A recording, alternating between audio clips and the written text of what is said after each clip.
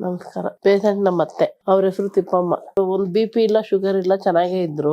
ಇದ್ದಿದ್ದಂಗೆನೆ ಇಲ್ಲಿ ಸ್ವಲ್ಪ ಊದ್ಕೊಂಡಿತ್ತು. ಅವ್ರು 2 ತಿಂಗಳು ಮುಂಚೆ ಕೆಳಗಡೆ ಬಿದ್ಬಿಟ್ರು ಗಾಡಿಯಲ್ಲಿ ಹೋಗ್ಬೇಕಾದ್ರೆ ಮಗನ ಜೊತೆಲಿ. ಅದಕ್ಕೆ ನಾವು ಬಿದ್ದಿರೋದಕ್ಕೇನೋ ಊದ್ಕೊಂಡಿದೆ ಅಂತ ಡಾಕ್ಟರ್ ಹತ್ರ ಕರ್ಕೊಂಡು ಹೋದ್ವಿ. ಅಲ್ಲಿ ಹೋದ್ರೆ ಎಲ್ಲ ಟೆಸ್ಟ್ ಮಾಡದ್ಮೇಲೆ ಅವ್ರಿಗೆ ಕ್ಯಾನ್ಸರ್ 4th ಸ್ಟೇಜ್ ಅಲ್ಲಿ ಇದೆ ಅಂತ ಹೇಳಿದ್ದಾರೆ. ರೇಡಿಯೋಥೆರಪಿ ಅದೆಲ್ಲ ಕೊಡ್ಬೇಕಂತ ಹೇಳಿದ್ರು. ನಮ್ಗೆ ಅದೆಲ್ಲ ಮಾಡ್ಸಕ್ಕೆ ಆಗಲ್ಲ ಅಂತ ಹೇಳಿ ನನ್ ಮಗ ಅವ್ರ ಫ್ರೆಂಡ್ ಏನೋ ಇದಕ್ಕೆ ಹೋಗಿ ವಾಸಿ ಆಗಿದೆಯಂತೆ, ಪುನರ್ಜನ್ಮ ಅಂತ ಹೇಳಿದ್ರು. ಅದಕ್ಕೋಸ್ಕರ ಸರಿ ಅಂತ ಹೇಳಿ ನಾವು ಅಡ್ರೆಸ್ ಹುಡುಕೊಂಡು ಕರ್ಕೊಂಡ್ ಬಂದ್ವಿ. ಊಟ ತಿಂಡಿ ಮಾಮೂಲಿ 250 ಗ್ರಾಮ್ 300 ಗ್ರಾಮ್ ತಿಂತಾರೆ ಒಂದ್ ದಿನಕ್ಕೆ. 1 ಲೀಟರ್ ನೀರಷ್ಟು ಕುಡಿತಾರೆ. ಎಲೆ ಅಡಿಕೆ ತಿಂತಾ ಇದ್ರು. ಅವ್ರು ಎಲೆ ಅಡಿಕೆಯಿಂದ ಅಂತ ಗೊತ್ತಿಲ್ಲ, ಅದೇನ್ರಿಂದ ಅಂತ ಗೊತ್ತಿಲ್ಲ.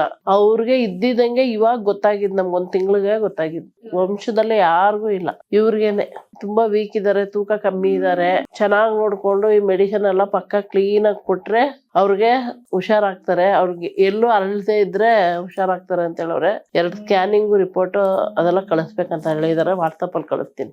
2 ಇಡ್ಲಿ ತಿಂತಾರೆ, ಎಲ್ಲ ಕುಡಿತಾ ಇದಾರೆ, ತೂಕ ಕಡಿಮೆ ಇದಾರೆ. ನೋವು ನುಂಗಕ್ ಆಗ್ತಾ ಇಲ್ಲ ಅವ್ರಿಗೆ. ಅದಕ್ಕೆ ಇದೆಲ್ಲ ಕುಡಿದ್ರೆ ಸ್ವಲ್ಪ ಹುಷಾರಾಗ್ತಾರೆ ಅಂತ ಹೇಳಿದಾರೆ. ನಿದ್ರೆ ಮಾಡ್ತಾರೆ, ಇದ್ದಿದ್ದಂಗೆ ಎದ್ದೊಳ್ತಾರೆ.